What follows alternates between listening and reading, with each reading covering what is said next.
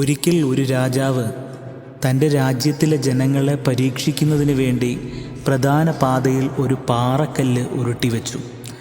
ആരെങ്കിലും അത് എടുത്തു മാറ്റുന്നുണ്ടോ എന്നറിയാൻ രാജാവ് ഒരു മരത്തിൻ്റെ പിന്നിൽ ഒളിച്ചിരുന്നു. അനേക ആളുകൾ ആ വഴിക്ക് കടന്നുപോയി.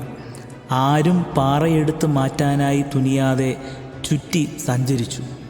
മാത്രമല്ല, പാത വൃത്തിയാക്കി സൂക്ഷിക്കാത്തതിന് രാജാവിനെ വിമർശിക്കുകയും ചെയ്തു. കുറേ നേരം കഴിഞ്ഞിട്ട് ഒരു കർഷകൻ ഒരു ചാക്ക് പച്ചക്കറിയുമായി ആ വഴി വന്നു. ആ കല്ലിൻ്റെ അടുക്കൽ എത്തിയപ്പോൾ ചുമട് താഴെ ഇറക്കി വെച്ചു. വളരെയേറെ പാടുപെട്ട് കല്ലിനെ പാതയുടെ അരികിലേക്ക് തള്ളിമാറ്റി. പച്ചക്കറി ചുമടും എടുത്ത് പോകാൻ തുനിഞ്ഞപ്പോൾ ആ കല്ല് ഇരുന്ന സ്ഥലത്ത് ഒരു പൊതി അദ്ദേഹത്തിൻ്റെ ശ്രദ്ധയിൽപ്പെട്ടു. അതിൽ ധാരാളം പണമുണ്ടായിരുന്നു.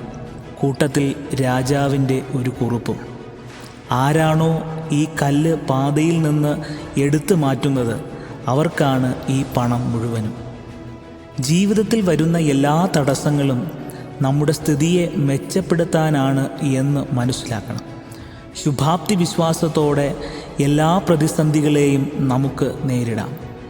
ജീവിതത്തിൽ വന്നു ഭവിക്കുന്നതെല്ലാം നല്ലതിന് എന്ന ഉത്തമ ബോധ്യത്തോടെ നമുക്ക് ജീവിക്കാം. ദൈവം അനുഗ്രഹിക്കട്ടെ. ശുഭദിനം.